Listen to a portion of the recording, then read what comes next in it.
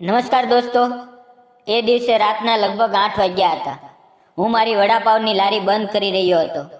અચાનક એક યુવતી મારી લારી પાસે આવી. એના કપડાં ફાટેલા હતા, વાવ ઉડી રહ્યા હતા અને એ રડી રહી હતી. એના હાથમાં એક જૂનું બેગ હતું. એની હાલત જોઈને લાગતું હતું કે એ ખૂબ થાકેલી છે અને ડરેલી છે. દેખાવમાં એ અત્યંત સુંદર હતી, પણ એના ચહેરા પર દર્દ સાફ દેખાતું હતું. એણે ધીમેથી કહ્યું, મને ભૂખ લાગી છે, કંઈ ખાવા મળશે? એટલું કહીને એણે મારી સામે હાથ જોડી દીધા. મારી પાસે માત્ર 2 જ વડાપાઉં બચ્યા હતા. મેં એક પાવ પણ વિચાર કર્યા વગર એ બંને પ્લેટમાં કાઢીને એની સામે મૂકી દીધા. એ વડાપાઉં ખાઈ રહી હતી અને એની આંખોમાંથી આંસુ વહેતા હતા. ચારે તરફ કોઈ નહોતું.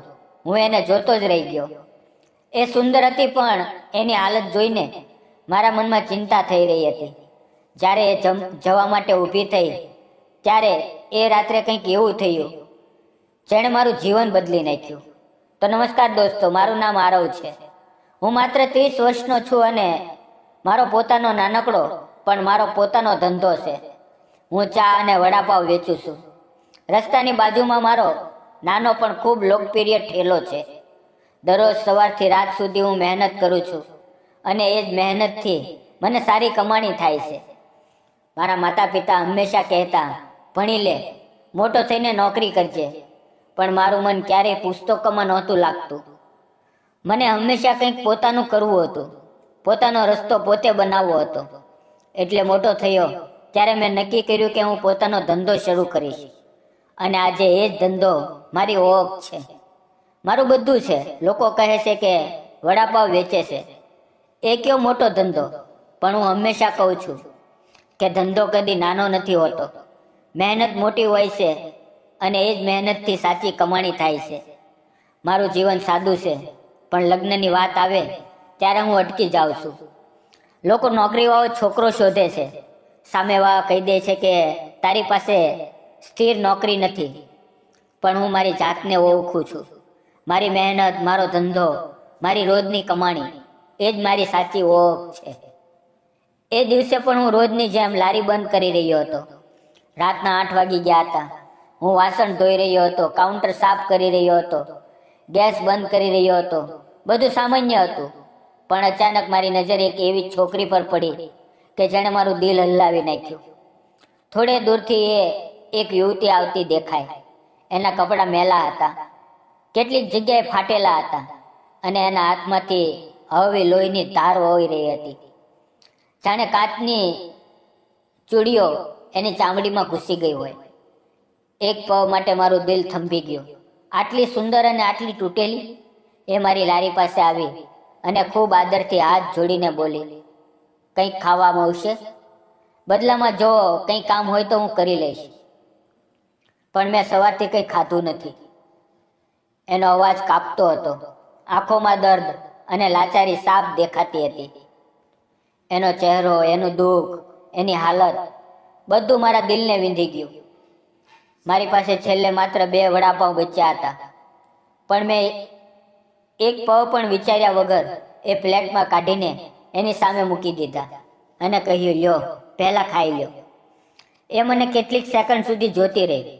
એની આંખોની પાછળ ઊંડું દુઃખ પણ છુપાયેલું હતું.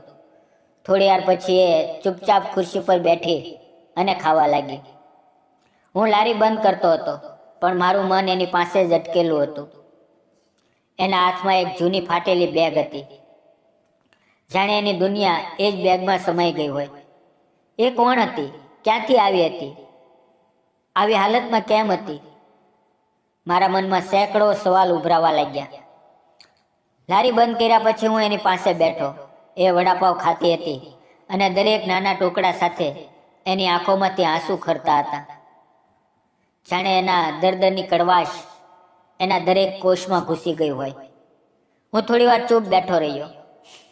એને થોડો સમય આપ્યો અને પછી ધીમેથી પૂછ્યું, રડો નહીં, શું થયું? તમારું નામ શું છે? ક્યાંથી આવો છો? મેં પાણી એની સામે મૂક્યું. એણે પાણી પીધો અને થોડી શાંતિ મળી.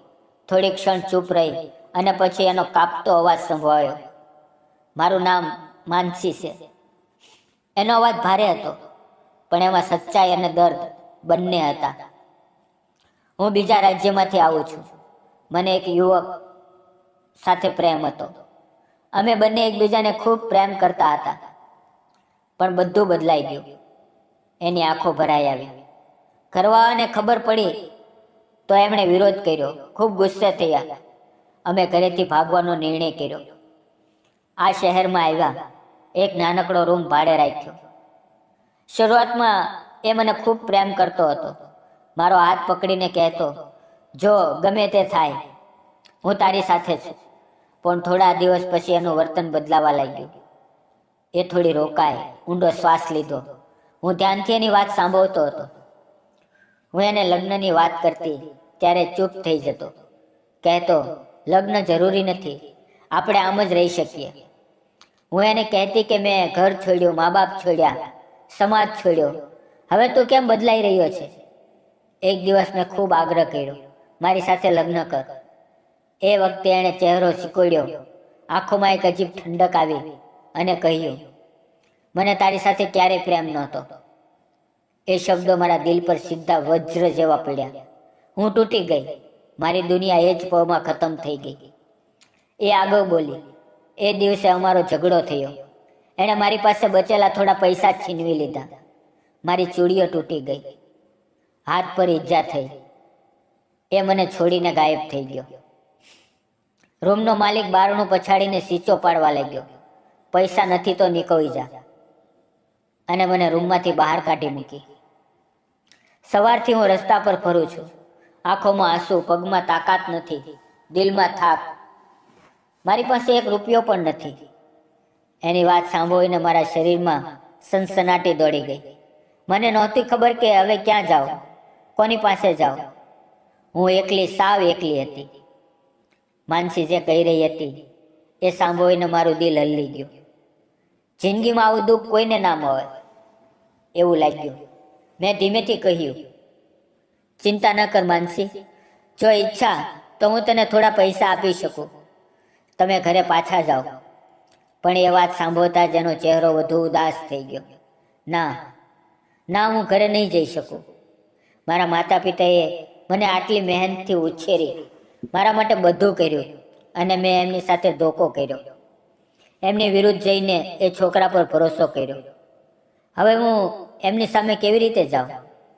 એમની કેટલી બદનામી થઈ હશે, કેટલું દુઃખ સહન કરવું પડ્યું હશે. મેં તો એમનું દિલ તોડી નાખ્યું છે. હું એમની સામે જઈ નહીં શકું. એના શબ્દો મારા કાનમાં ઘણી વાર સુધી ગૂંજતા રહ્યા. માનસી ઊભી થઈ, મારી સામે હાથ જોડીને બોલી, હું જાઉં છું. તમે આપેલા 2 વડાપાવથી મારી જાન બચી ગઈ. તમે મારા પર મોટો ઉપકાર કર્યો. એટલું કહીને એ ચાલવા લાગી. હું કેટલીક ક્ષણ સ્તબ્ધ રહી ગયો.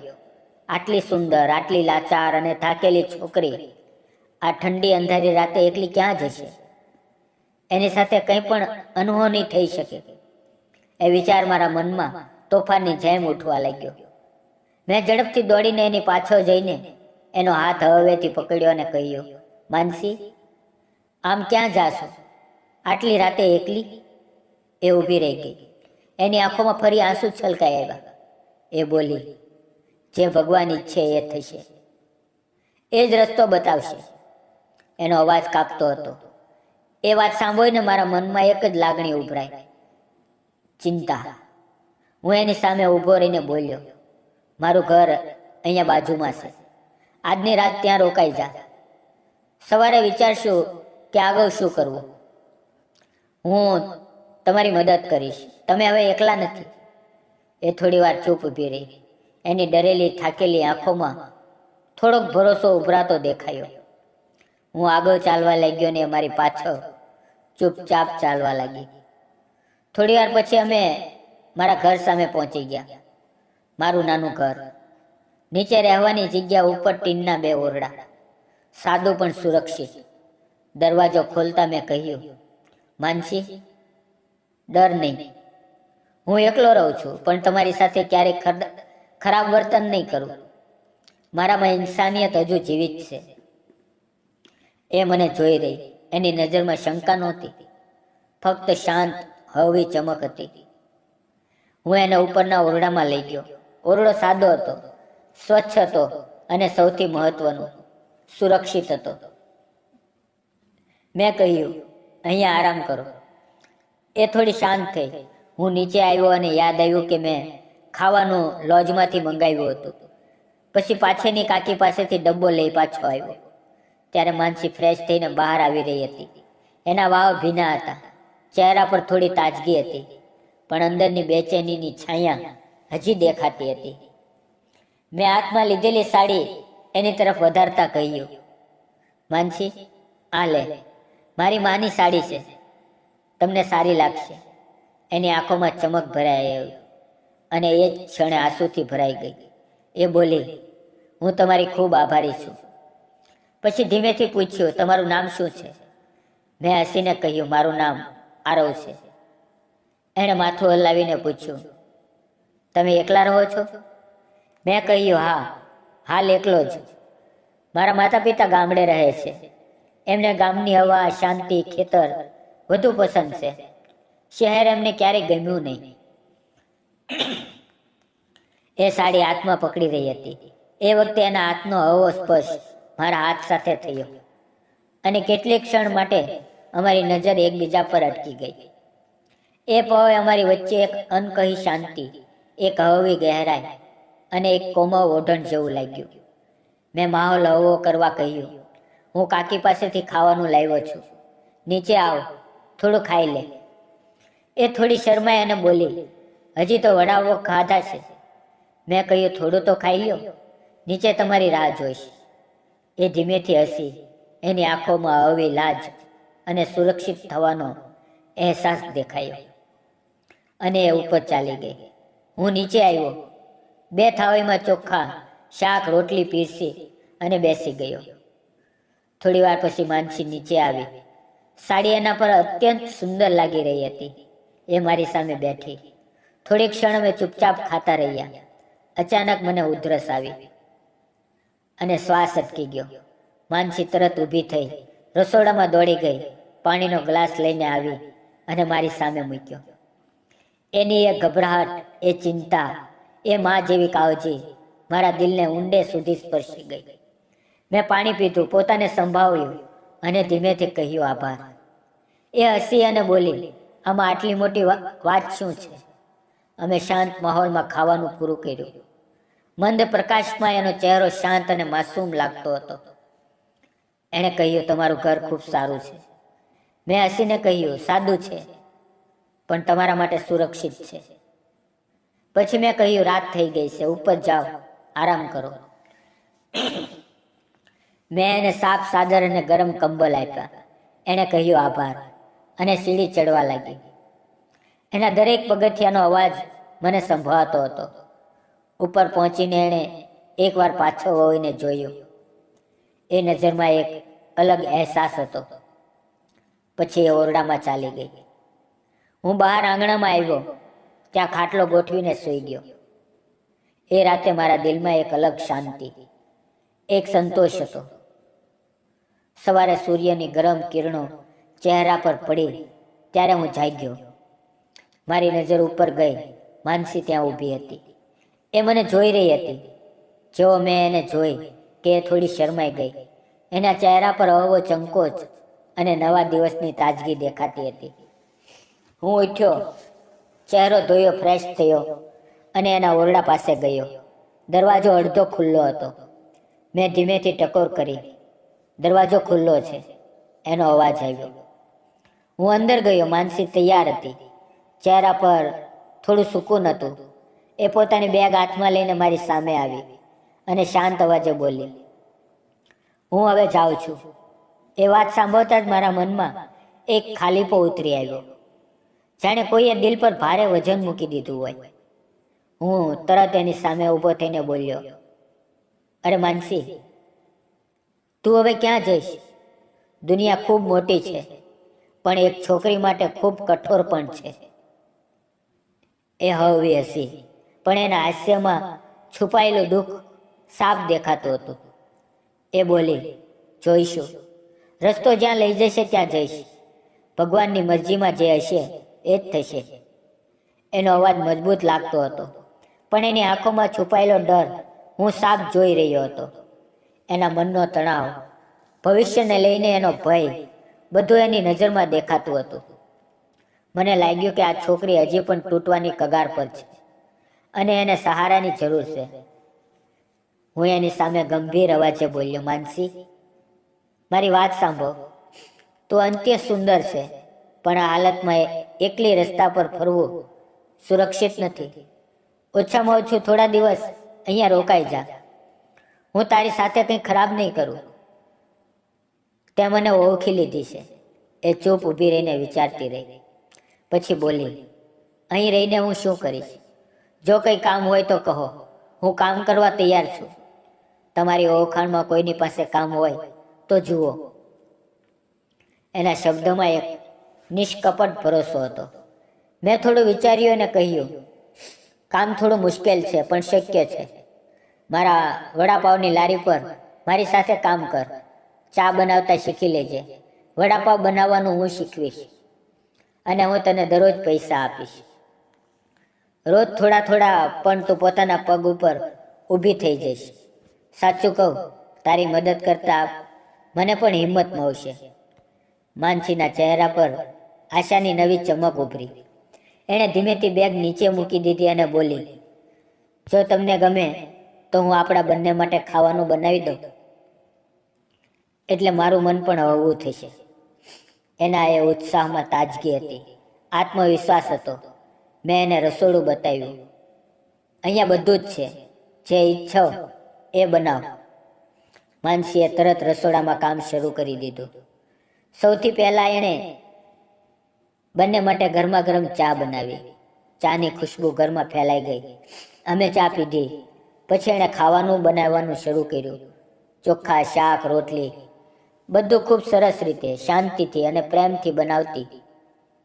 એનો ચહેરો જોઈને લાગતું કે એ પોતાના દુઃખમાંથી બહાર નીકળવાની કોશિશ કરી રહી છે, પોતાને કામમાં વ્યસ્ત રાખીને સંભાળી રહી છે. અમે બંનેએ સાથે ખાવાનું ખાધું અને થોડીવાર પછી વડાપાવની લારી તરફ નીકળી પડ્યા. એના ચહેરા પર નવી ઉર્જા હતી. ઠેલે પહોંચીને મેં તાળું ખોલ્યું અને એણે આગળનું લૂછ્યું. કાઉન્ટર ચોખ્ખું કર્યું, કપ સરખા કર્યા, બધો સામાન વ્યવસ્થિત કરી દીધો.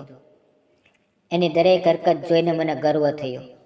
દુનિયાએ એને ફક્ત દુઃખ આપ્યું હતું, પણ એ હજી પણ લડવા તૈયાર હતી. મેં બટેટાનું મિશ્રણ તૈયાર કર્યું, મસાલા નાખ્યા, આદુ લસણની પેસ્ટ બનાવી. માનસી મારી બિલકુલ પાસે ઊભી હતી. એની આંખોમાં એકાગ્રતા હતી, શીખવાની લાલચ હતી, એક સારા ભવિષ્યની હળવી ચમક હતી.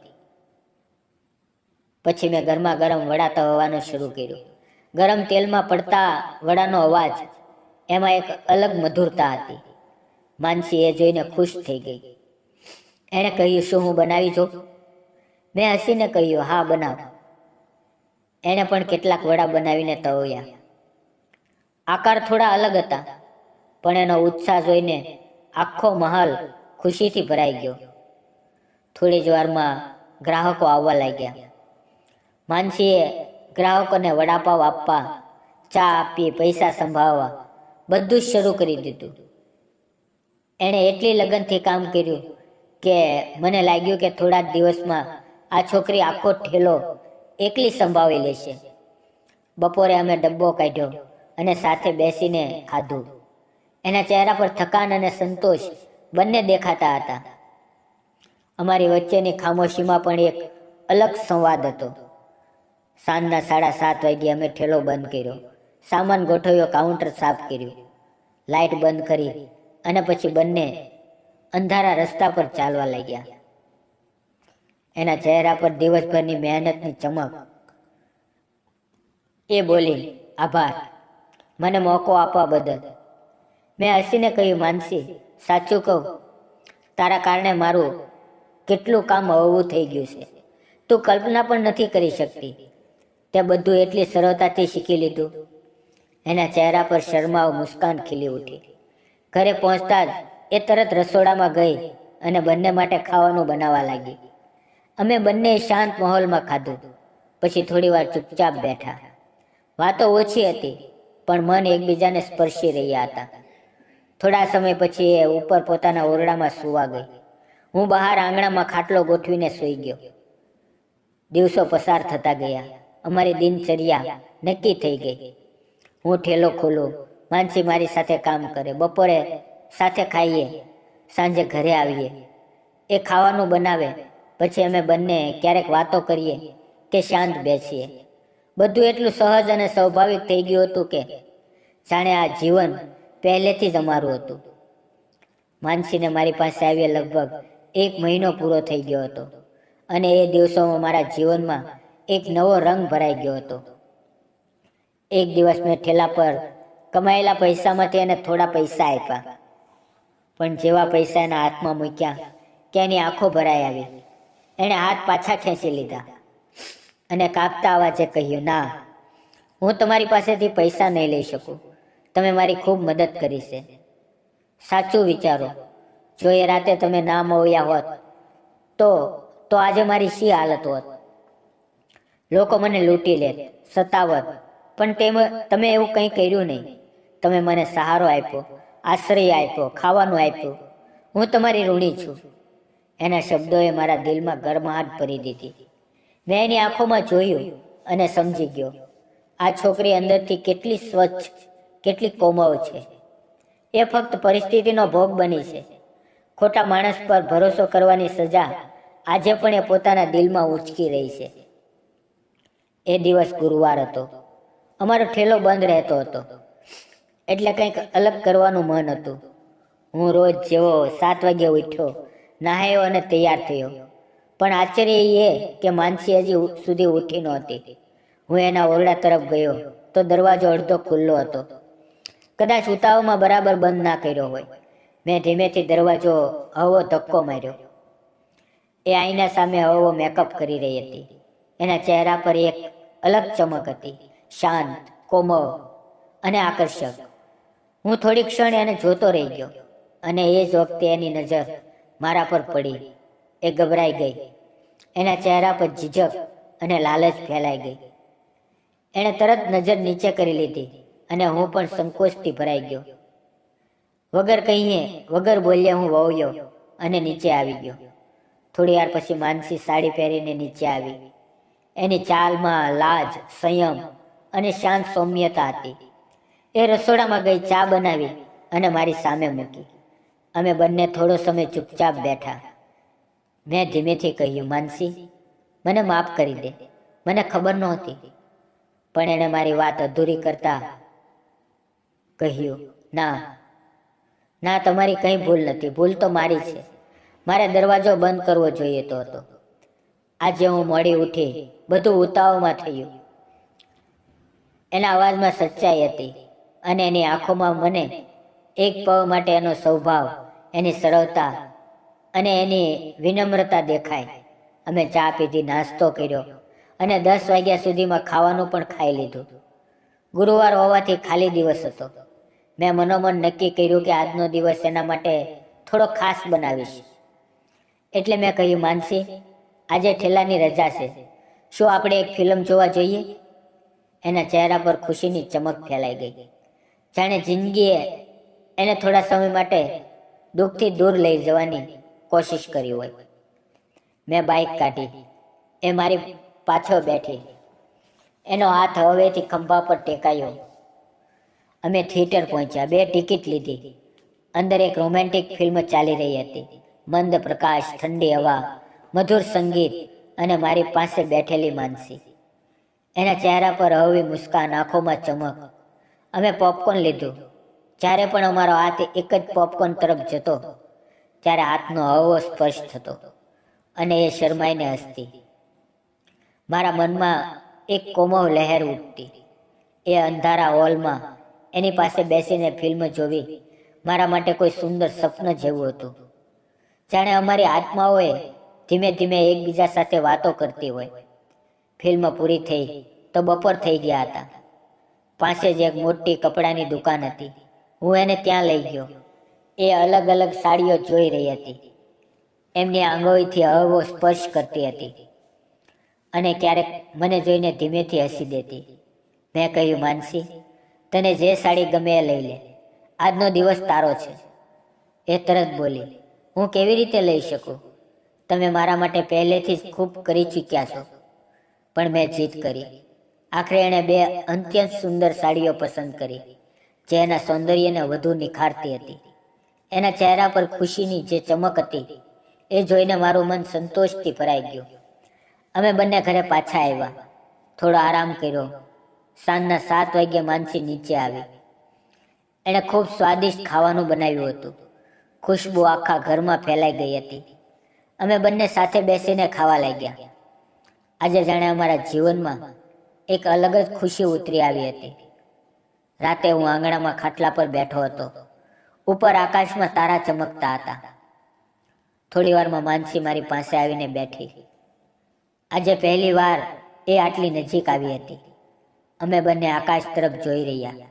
એ ધીમેથી બોલી, આરવ, હું રોજ જોઉં છું, તું અહીંયા બેસે છે, આમાં શું જુએ છે?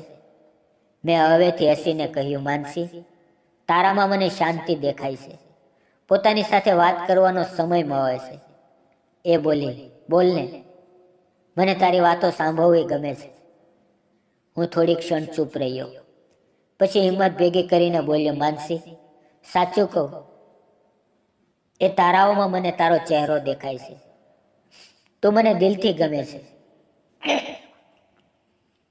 મારા શબ્દ સાંભળીને એ ચોંકી ગઈ. એની આંખોમાં આંસુ ભરાઈ આવ્યા અને આંસુ એના ગાલ પર વહેવા લાગ્યા. મને લાગ્યું કે કદાચ મેં ખોટું બોલી દીધું. મેં એના આંસુ લૂછ્યા અને અચાનક માનસી કાપતા અવાજે બોલી, આરવ, સાચું તને હું ગમું છું? મારા જીવનમાં આટલું દુઃખ, આટલું દર્દ, તો પણ હું તને ગમું છું? એની આંખોમાં એવી ચમક હતી જાણે મને કહી રહી હોય, હા, મેં આ પ્રેમ સ્વીકારી લીધો છે. મેં એનો ચહેરો બંને હાથમાં લીધો. અમારી નજરો એકબીજામાં ખોવાઈ ગઈ. થોડી વાર અમે એકબીજાની નજીક બેઠા રહ્યા. કંઈ બોલ્યા નહીં, પણ એ ખામોશીમાં પણ અમારા દિલનો સંવાદ ચાલતો રહ્યો. એ દિવસ પછી અમારો પ્રેમ ઝડપથી વધતો ગયો. 3 મહિના સુધી અમે સાથે સાથે જીવ્યા. કામમાં સાથ આપવો, ઘરે મળીને ખાવાનું બનાવવું, એકબીજાને છેડવું, હસવું, ફરવા જવું, દરેક પળ અમારા માટે ખાસ બની ગઈ. માનસીની મુસ્કાનથી મારો આખો દિવસ રોશન થઈ જતો. એની કાળજીથી મને ઘરની ગરમાહટ મળતી. એની હાજરીએ મારા જીવનને જાણે નવી સાંસ આપી દીધી. એક દિવસ મેં ઠાની લીધું, હવે આપણા સંબંધને પરિવારના આશીર્વાદ મળશે. એટલે હું માનસીને મારા માતા પિતાની પાસે લઈ ગયો. એમણે માનસીને જોઈને તરત જ એની નમ્રતા, આદર, સંયમ અને એના સ્વભાવની સાચી ઓળખ લઈ લીધી. માએ એની પાસે થોડા સવાલ પૂછ્યા અને માનસીએ સંપૂર્ણ આદરથી, ડર્યા વગર સાચા જવાબ આપ્યા. એની વાતોમાં છુપાયેલી ઈમાનદારીએ માના દિલને સ્પર્શી લીધું. પિતાજીએ પણ એની સાથે વાત કરી. એની આંખોમાં છુપાયેલા દર્દને સમજ્યા અને એના મનની મજબૂતીને પણ અનુભવી. એમણે અમારા સંબંધને ક્યારેય નકાર્યો નહીં, બલકે દિલથી સ્વીકારી લીધો. થોડા જ દિવસોમાં અમારા લગ્ન નક્કી થઈ ગયા અને પછી આવ્યો અમારા જીવનનો સૌથી ખાસ દિવસ. અમારા લગ્નના દિવસે બધું એટલું સુંદર, રંગીન અને ખુશીથી ભરેલું હતું કે એ દિવસે અમારી આંખોમાંથી આનંદના આંસુ વહી નીકળ્યા. આજે હું અને માનસી પોતાનું વૈવાહિક જીવન ખૂબ પ્રેમ, આદર અને સમજદારીથી જીવી રહ્યા છીએ.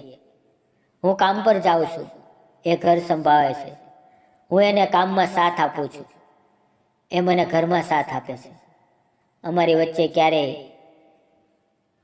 નાની મોટી અસમજણ થાય છે, પણ અમે હંમેશા એકબીજાની વાતનો આદર કરીએ છીએ અને એકબીજાને સમજીએ છીએ.